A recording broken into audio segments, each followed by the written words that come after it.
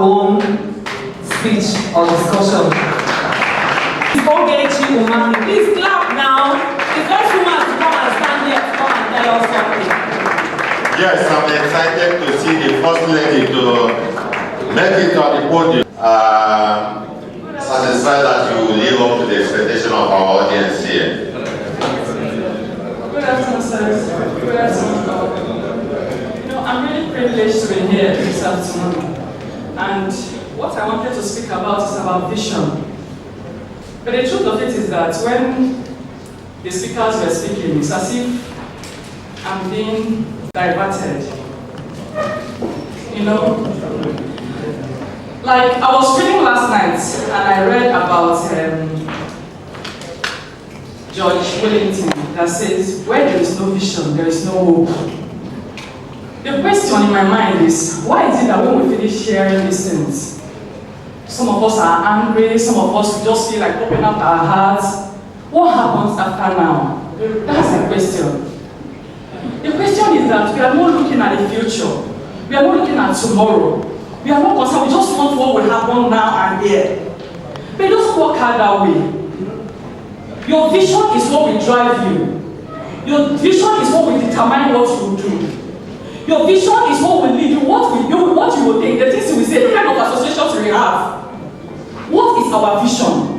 Is it really to bring these things to reality, to bring this Biafra thing to reality? It's not by shouting, it's not by being angry.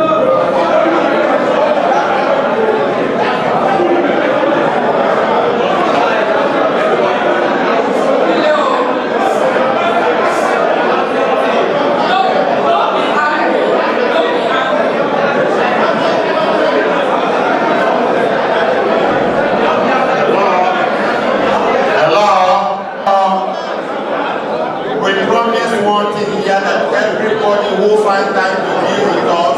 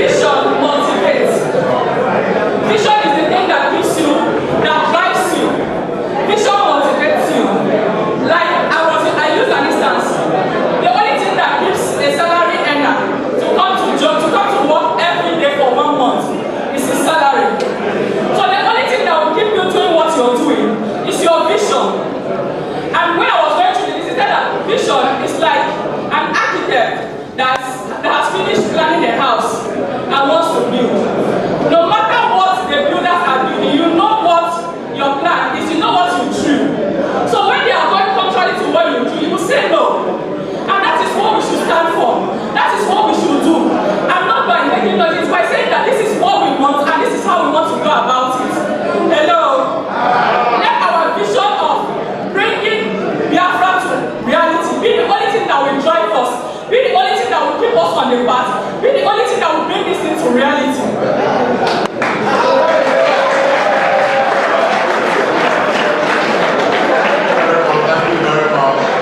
Help me welcome Barrister Chudi Angel Ido. Chudi Angel Ido. Barrister Chudi Angel Ido. He was here earlier on. He is a solicitor and managing partner of Mindspring Equity Limited, an integrated consultancy. Please help me welcome Barrister Ben Oko. Please clap your hands.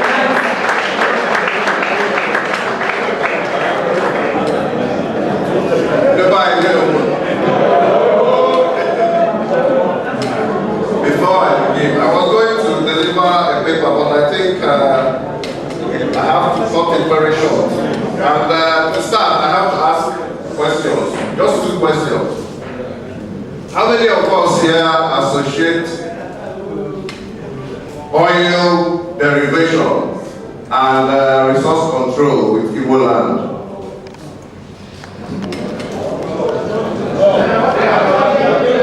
One person.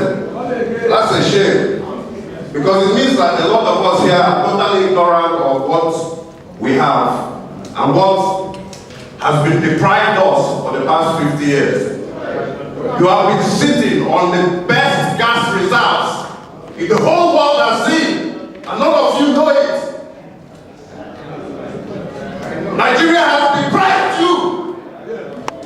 None of you know it.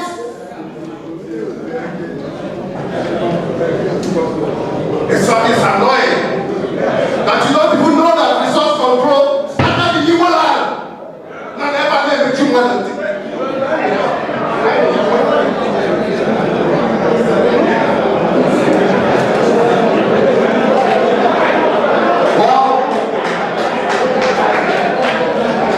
First of all,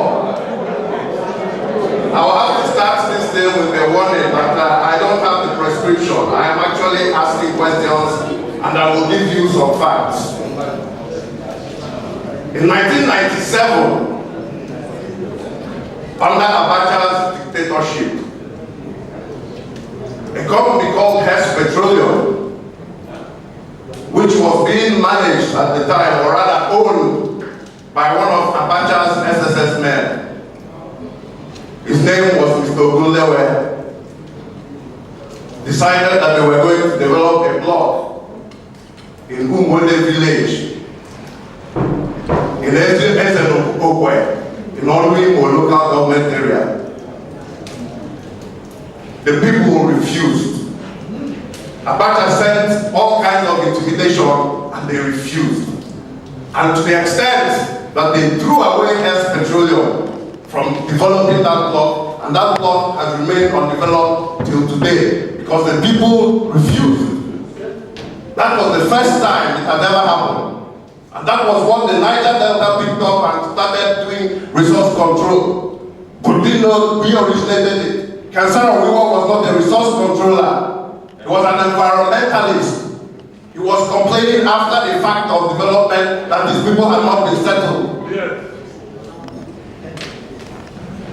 Anyway, what I want us to do now is to find out what we should do as individuals who live in the Southeast, as people who have a stake in the Southeast. What should we do with these gas reserves that can end the power problem in Nigeria, but nobody wants to develop them? Why have we been deprived of infrastructure to develop these things? These are the questions I have come here to ask. And I don't think anybody is even prepared for this. So nobody will, I can't even imagine that anybody has anything to tell me. And it is a shame. It is shameful. We don't know what is happening.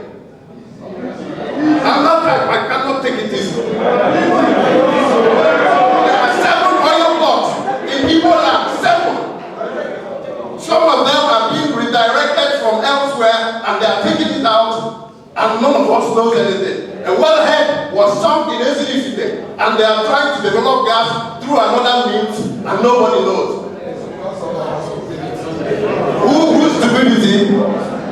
No, it's not your stupidity. You have governors. You have governors, you have senators, you have House of Reps, you have people who you should be asking questions.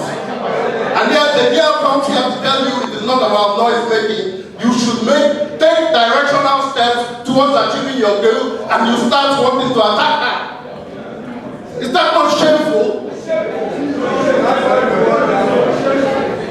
Please, if we are going to have a community discussion, I want us to talk about what the next step towards stopping all these things are. And let nobody be intimidated. Nobody has any monopoly of intimidating people. Don't try it here. I don't have any more things to say. Welcome, Mr. Chris Emeka Aniwoko.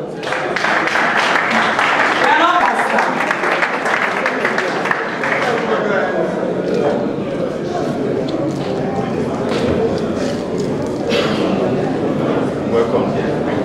You have your mic. Your mic.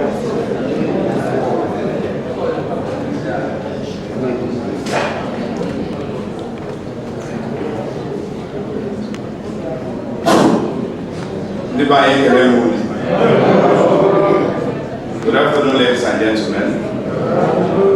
The panel of discussants. I want to know the academy. All right, my name is Chris Emeka Aniwoko.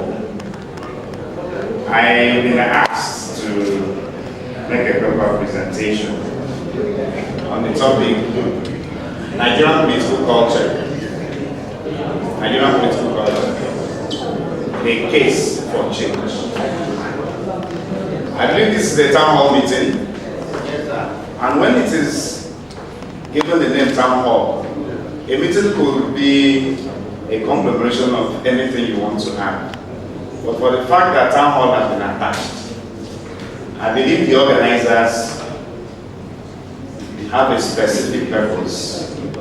They have a direction, so that anybody invited here should be people of like minds, who've got a direction, people who feel the way things have been done in the past has not actually led us anywhere.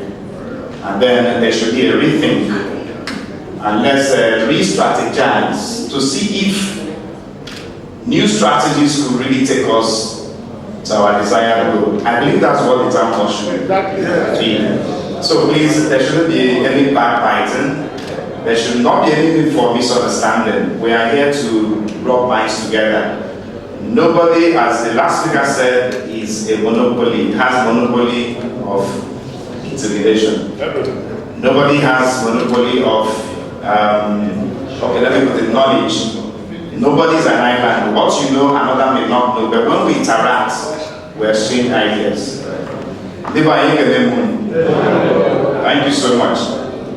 All right, that was it because apologies in the first place. I came in late. I had some other engagements. But I was told I would be spending 10 minutes, even though I have so many papers. I want to go young. Oh, okay, I will do my best. I may not do much of the reading, we'll do much of the discussion. So when we say Nigerian political culture, there are basic concepts inherent here that will be very, very necessary if we take a look at them. Maybe over time you've known the meaning to these concepts, but then maybe there could be one or two other things you will be picking up from this discussion and adding on to what you already know. Now, some of the important concepts emerging from this matter: Nigerian political culture. Culture is basic. Our understanding of the concept of politics is paramount. Then, Nigerian political history. It may surprise you to know that a lot of young people in this present generation, when you ask them to give you the brief history of Nigeria, not a good number of we young people will stand up in a minute and give you a brief history of Nigeria. So we need to understand the Nigerian political history briefly. And then we'll get to the political culture of Nigeria. Then let's see the problem inherent in our political culture. To begin with, a group of people who call themselves the colonialists traveled all the way from their fatherland, invaded our territory, colonized us, and they left us with an impression that said we were going to be the united people of Africa. Our people lost in primitive barbarism. Our people with no culture, no government. Our people with no religion. Let's look at the first light of civilization. Now, if you want to answer the question I'll be asking, do you agree? No. Well, it depends on the side of the fence upon which you're sitting. So the question, what is culture? Now, in order not to take our time because the signals are there. Culture is a blend, shared, compelling, interrelated set of symbols whose meaning provide a set of orientations for members of the society. As you said, it is a way of life. A complete design for living for a group of people that includes knowledge, belief, arts, morals, customs, values, and norms. So the people of Africa, do they have culture before they come to the white man? All right. So we leave culture away now. Characteristics of culture. Culture exists in the minds of the people. It varies considerably. Although different in some respects, cultures resemble one another. So there will be a possibility that some of the practices we had here as part of our culture could be a replica of what the white man already had and he felt was bringing. Isn't it so? Okay. Culture is dynamic. It is not static. So there is no way one man will come tell another man that what you've been doing or what you're doing at the moment is what? So culture is prone to what? Changes and improvements. And that's why Chris Emeka in his book titled The Dance of Fire tried to x-ray what the society was like before the white man came and what he left the black man with when he left. But the big question is, if all these things will be subsumed under culture, when the white man left, what then happened? What then happened? If culture is an identity, if culture has to do with beliefs, values, norms, if it has to do with art,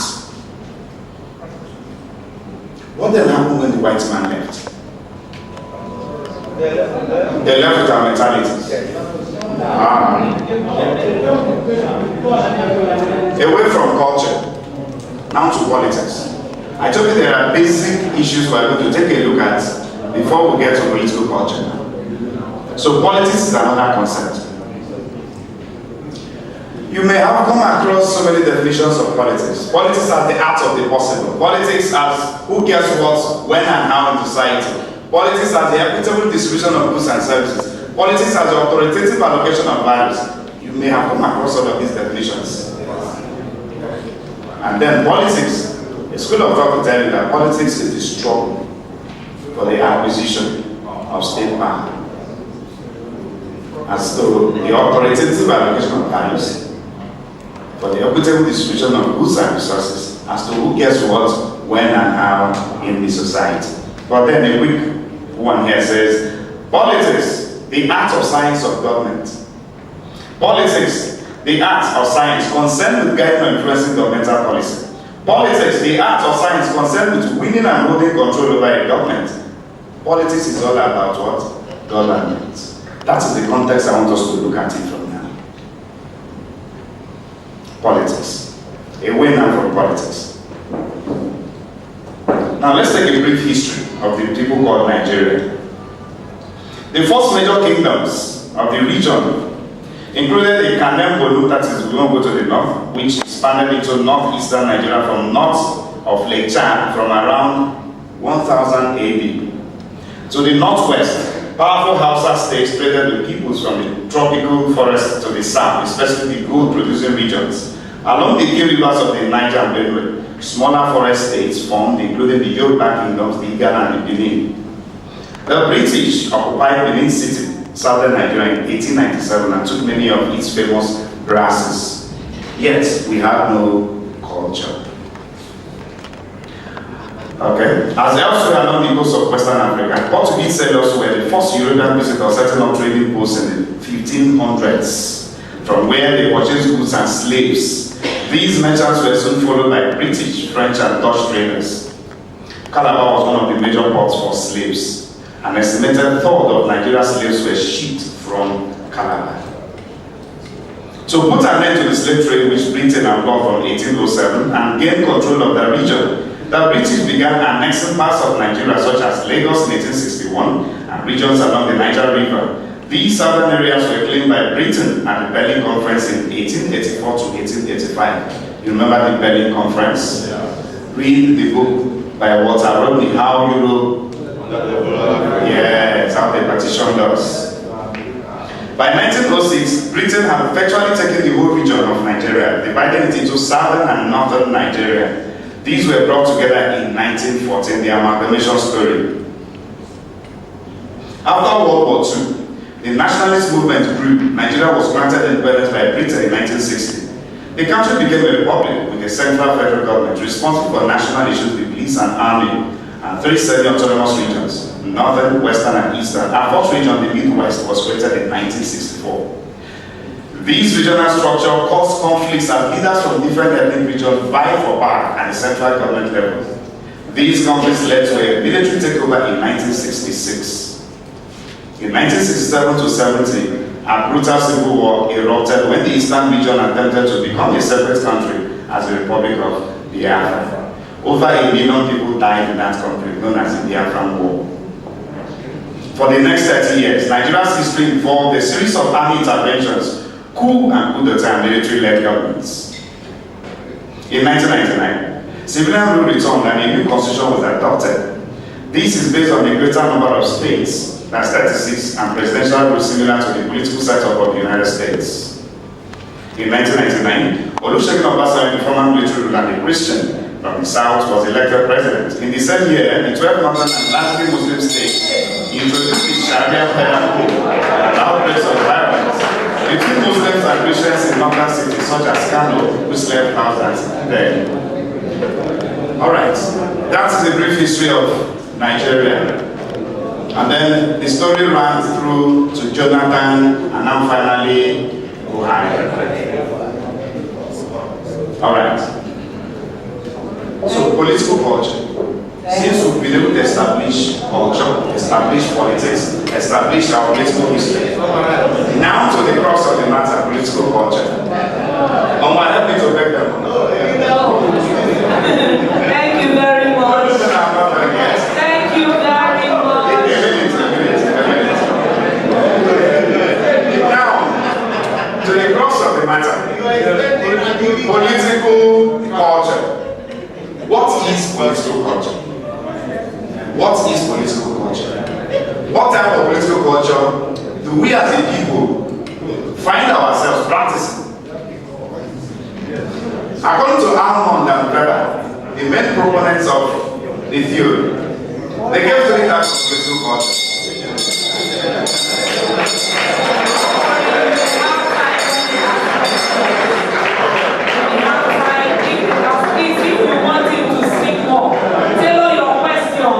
On this topic so that you have the opportunity and time to elaborate more. Alright, at this juncture, I will say thank you so much. I want us to welcome Barrister Ziora Ene. Ziora Ene.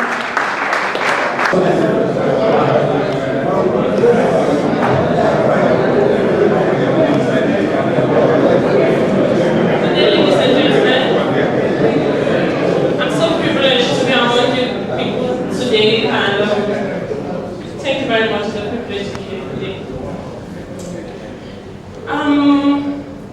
I have this burning desire for the Igbo nation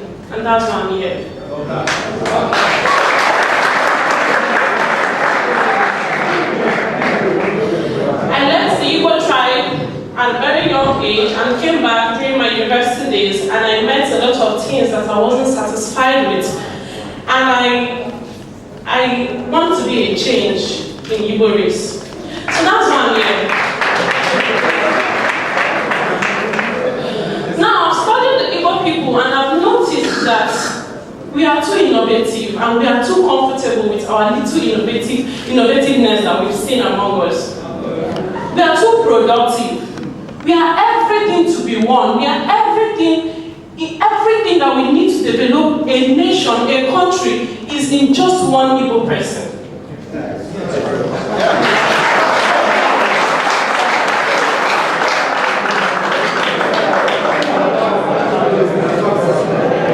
Yes, we are agitating for Biafra. I'm an Igbo lady. I love Biafra. If Igbos are going with Biafra, I will go with Biafra.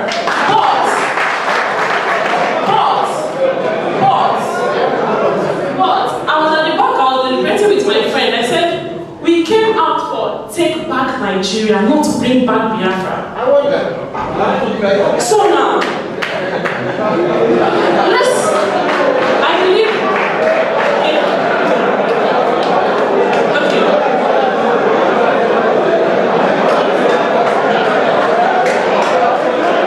Now, are we ready to take back Nigeria?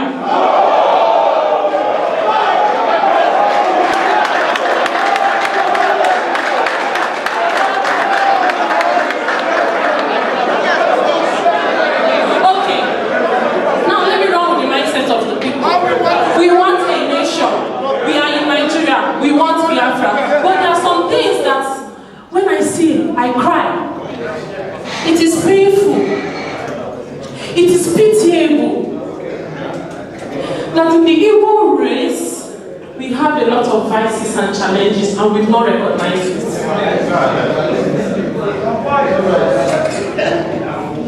Igbos, I want to ask, my elders, my brothers, my sisters, where is our brotherly love?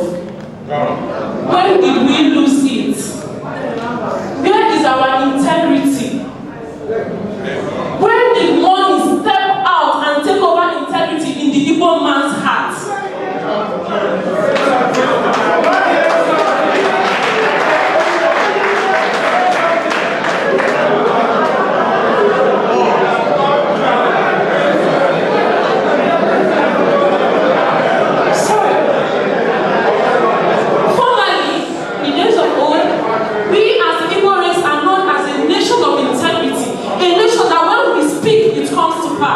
But now, give an Igbo man a house to build, he builds it with inferior materials. They are importing workers from Yoruba land to come and build. How many of you will be comfortable to be abroad and give your younger brother money to build a house for you? No trust. How many of you can pick up your brother's child and train without destroying him tomorrow? How many of you will be in government seats and bring up a young Igbo man and train him so that he'll be greater than you? When you see him striving, you want to take him down.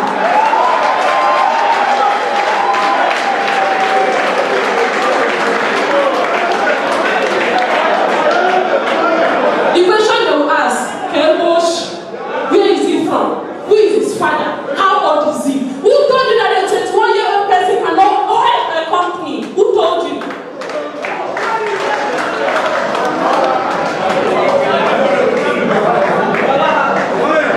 Now to the ladies. I'm a woman. I know the challenges we face in this country. I know that some things you have to submit.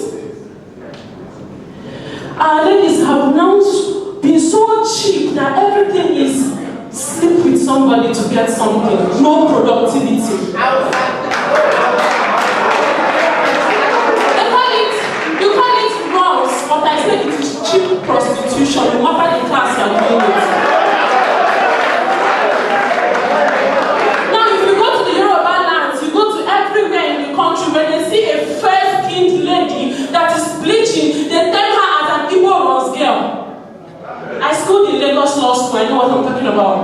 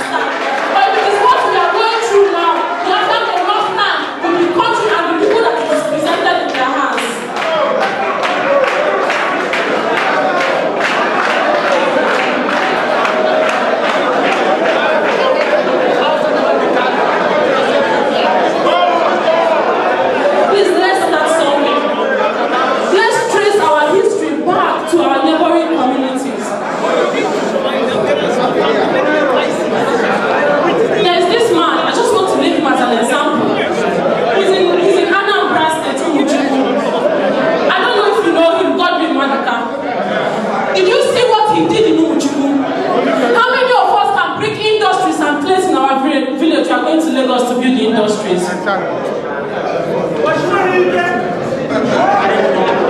We need to come back to the grassroots. Let's start from that small neighborhood to rule before we can go up there. The fact we are accusing the Yorubas, the Hausas, have you picked up something from them? Something called unity. Unity is what they are using to win the Igbo race. Unity. My brother, my brother, my brother. Go and kill an Hausa man and know if you will survive it. But an Igbo man will kill his brother and nobody will hear a word. Biafra is a reality, but it comes with changing our character and behavior.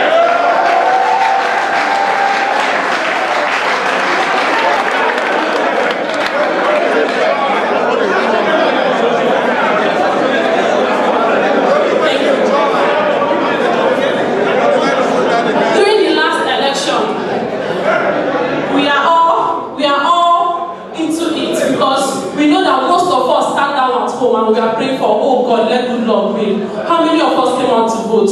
We are so lackadaisical when it comes to the attitude of politics. We can't come out and emerge. We can only talk. We will not get Igbo man anywhere. You have to be bold. Step out from the crowd and say, I'm an Igbo man and I want to take this position. And let's see if we will not support you.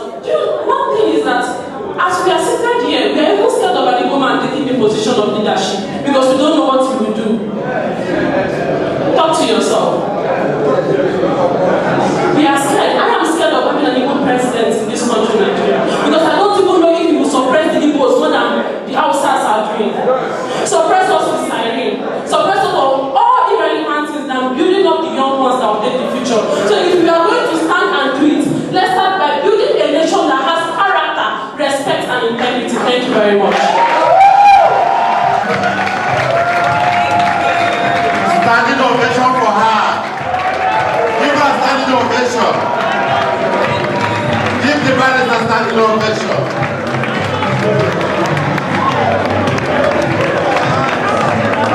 We don't have to wait for a Beijing conference for women to take the front burners. We don't have to wait for another Beijing for women to be in authoritative allocation of society's resources. We have seen it demonstrated by a young barrister. Okay, thank you very much. I've been charged.